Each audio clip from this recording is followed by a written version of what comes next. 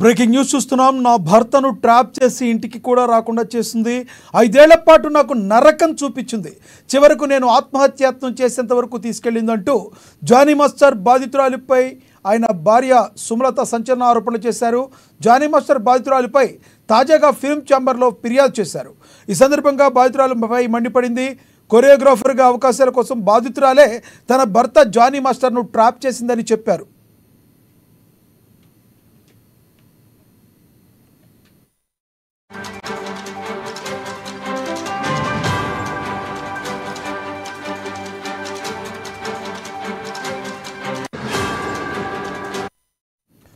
Johnny మాస్టర్ని ఇంటికి రానివ్వలేదని, పెళ్లి చేసుకోవాలని నిత్యం వేధించిందని ఆరోపించింది.